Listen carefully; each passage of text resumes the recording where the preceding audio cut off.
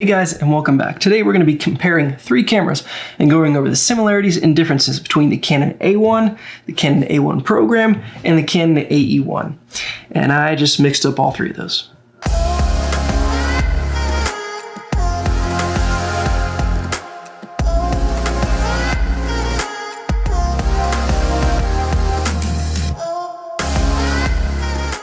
So hey guys, if you're new to the channel, make sure you comment down below, say hi. Also make sure you hit that subscribe button and then like if you find this content useful in any way, shape, or form. It will help a lot. So we're going to be comparing the Canon AE-1, the Canon AE-1 Program, and the Canon A1. Now, if you're new to film photography, or even if you've been shooting film photography for a while, you are probably familiar with these cameras. Either you have shot with them or you know of them because they're all very popular models in the film photography scene. But not everybody knows the differences between these three cameras or which one is necessarily best for you and your shooting needs. So, without further ado, here we go. First off, we're going to start with the Canon AE-1. Now, the Canon AE-1 was produced starting in 1976. So this was kind of Canon's gateway into the electronic camera scene. Before this, I think they pretty much only had mechanical cameras, so this definitely helped out making the bodies lighter, easier to produce, and of course giving you more reliability. So key features of the Canon AE-1. On the front, you have that typical battery door that is kind of just known for the Canon system, at least the series, that always breaks, gotta love that. And takes that nice 6-volt battery. Over here you have your exposure check. On the top you have your film rewind. Next to it here, why did it stop recording? This is just simply your battery check. Of course you have your serial number. Over here is your shutter button. So it does have that threaded shutter so you can secure cable if you want. And then the button here, you can rotate it. If you rotate it back, that is the lock.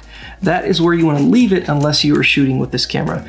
If you put it just over the red button there, that is your standard firing mode. And then if you go all the way forward, on the front, there's a little S, and that is for your self timer. I believe that's a 10-second timer, if I'm not mistaken. Just behind that, and of course in front of your advanced lever here, is the counter for your film. And then of course you have your shutter speed dial, which goes from 1/1000 all the way down to a 2-second exposure with a bulb mode as well. And that kind of wraps up the Canon AE-1. It's a very simple camera. Now, once you mount a lens onto the camera, you can put that to A, and then the AE-1 becomes a shutter speed priority camera, meaning you select the shutter speed that you want, and the camera will automatically select the aperture that correlates best with that shutter speed. As far as exposure goes, all three of these cameras are about a 60-40 split, which is very common and fairly accurate as well, meaning that the focus is 60% on the center of the viewfinder and 40% on the exterior. It does have a hot shoe mount, it does have a flash port there as well, and that pretty much sums it up. Final notes on the AE-1, this is the first camera they had that gave you the option to mount a auto winder to the bottom of the camera. So what that would do is, of course, then you don't have to advance the film every time. Once you press the shutter, it will automatically advance to the next frame for you. And that produced a whopping 2 frames per second, I believe, if I'm not mistaken. So really moving. Now we're going to skip and go to the AE-1 Program. As I said, the AE-1 was produced starting in 76. Believe it or not, the Canon A1 was produced starting in 78, and then the AE-1 Program was produced starting in 81. I'm pretty sure I got that right. Now, if you look at all three of these cameras, you wouldn't necessarily think so. At least I know I didn't personally. I thought, of course, the progression was AE-1, AE-1 Program, and then A1. Because if you look, the AE-1 and AE-1 Program are very similar as far as functions, bodies, colors, design, everything like that. The A1 is a little funky. It's rather different, and it's very interesting to me that it came between these two cameras. But as I said, we're going to skip to the Canon AE-1 Program because the A1 is the most different, so we'll go over that last. So now, with the AE-1 Program, here's how it goes. On the front, you have the same exact setup as the Canon A1. You have your exposure compensation dial buttons over here. You have your battery there. You have the exposure check there. Now, you do have one little difference here on the front. As you can see, you have a little screw mount there and a little kind of a securing knob there. Now, this is for if you decide to get one of these little grips, or if you buy one that already has this on it. It is not compatible with the AE-1, but it does offer that for the AE-1 program and the A1. This just screws on and off, and you can put it right on there, and it gives you a little bit more to grip onto, which is kind of nice. And I do like that it is removable.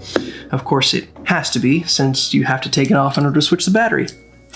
So that's nice. Now up to the top of the camera, it's changed a little bit from the AE-1 program.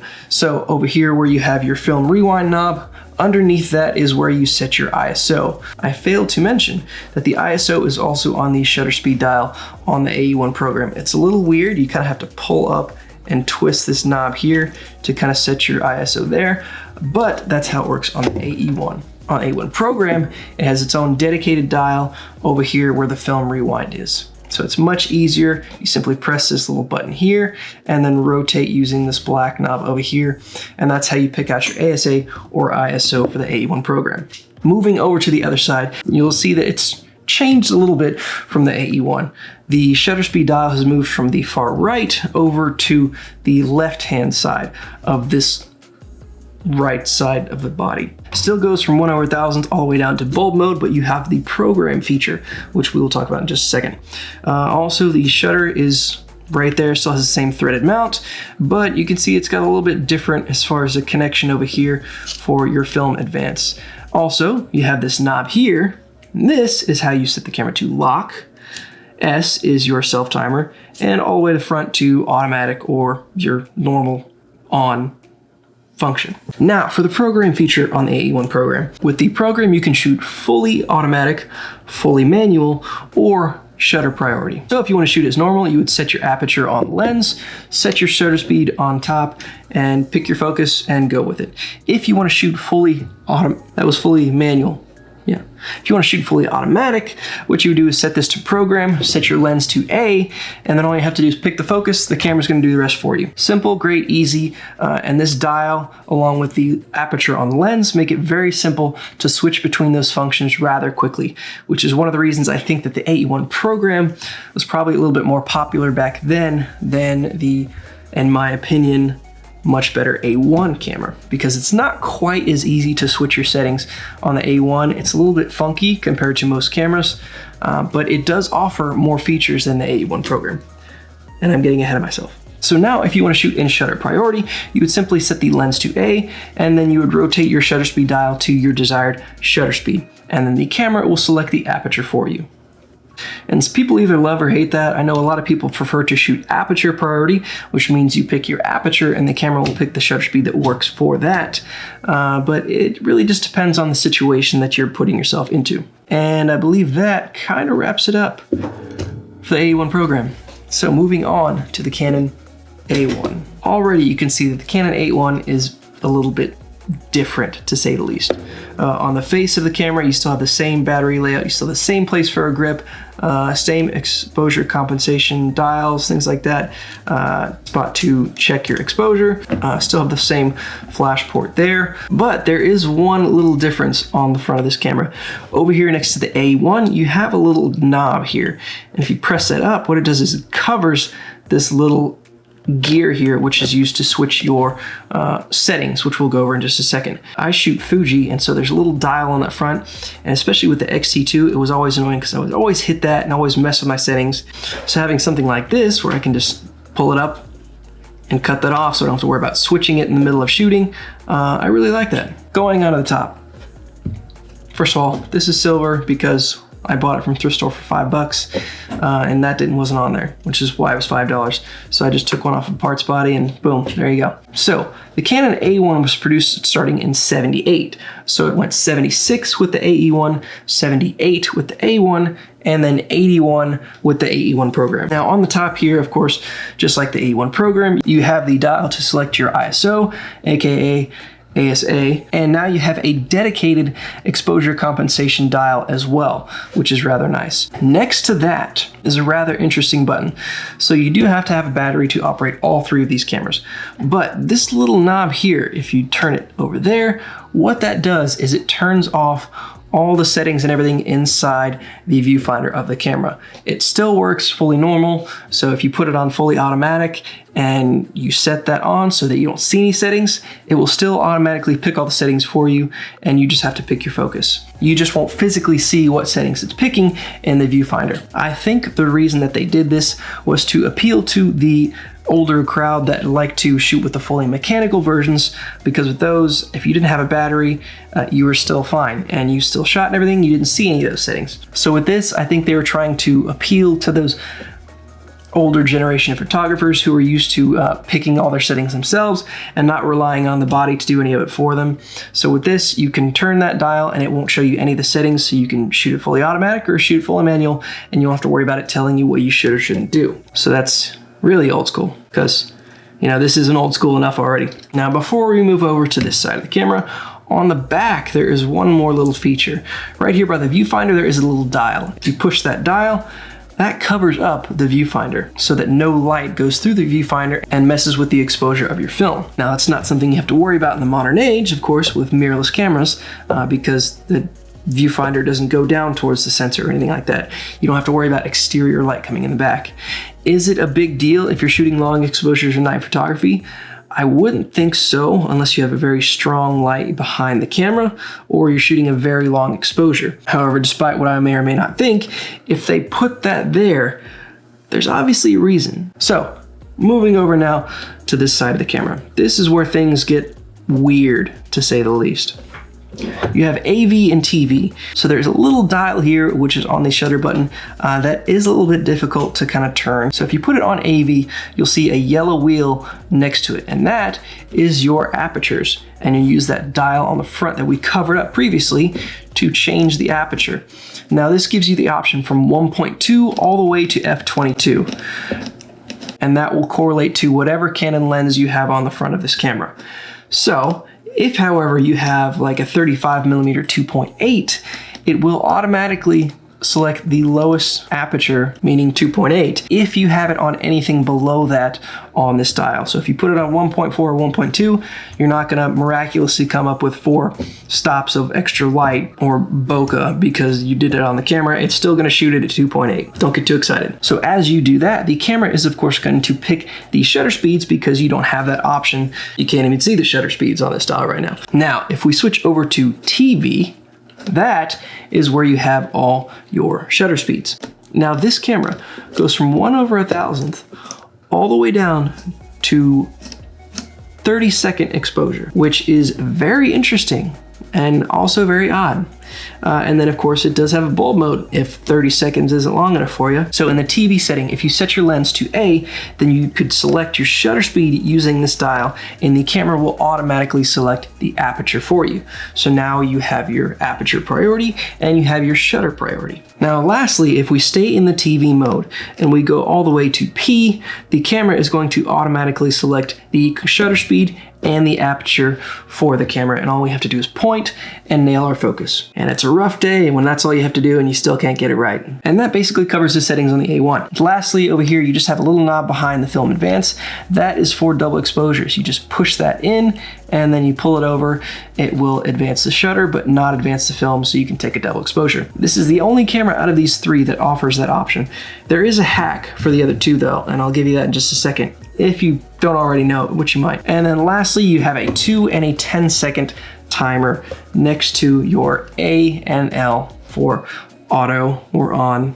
And that is the settings for the Canon A1. Now, if you want to take a double exposure with the program or just the AE-1, what you do is you just go about it, you take your shot, you leave it on auto, of course. So on the bottom of your cameras is the little dial that you use to rewind the film. If you hold that down and then pull the shutter, what it's going to do is cock the shutter, but it is not going to advance the film anymore. So that you can take a double exposure, even though it doesn't give you the option. Life hacks. Now, as far as price goes and what's right for you, the Canon AE-1 is the first and the flagship of the series. It's still going to give you the same great exposures and settings that the other 2 do, but of course you manually do that. So if you are somebody who wants to manually do all that and figure it out, and you're not going to really want to ever shoot fully automatic, then this is a great option, and it's going to come at a little bit better price point than the other 2. These you can get for $75 to $125. Again, it just depends on what you're looking for as far as condition, lens, things like that. And I don't want to get any comments saying, oh, that's impossible to find that, or oh, what, or all these different things about pricing, saying that they cost $200 when in actuality you're looking at one that's in like mint condition with a 50 mil 1.2 and like the original box or something. Of course, it's going to be $200. You can get a beater for like $50 to $75 if you really want. So it just depends on where in that line you want to fall. So let's not get into a price war over here. Roughly $75 to $125.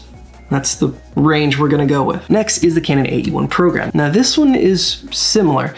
You can get this one from sometimes 75, but most time it's going to be about 100 to 150 bucks. Now also with the AE-1 Program, this gives you the option to shoot fully automatic or fully manual. And of course you have shutter priority. If you're going to want to shoot fully manual and you want the option to shoot fully automatic as well, this is going to be a great option. And it's very quick and easy to switch with those dials to the different settings that you might want. Now with the Canon A1, it is not anywhere near as quick to switch settings, and it's kind of tricky to go back and forth with this little dial.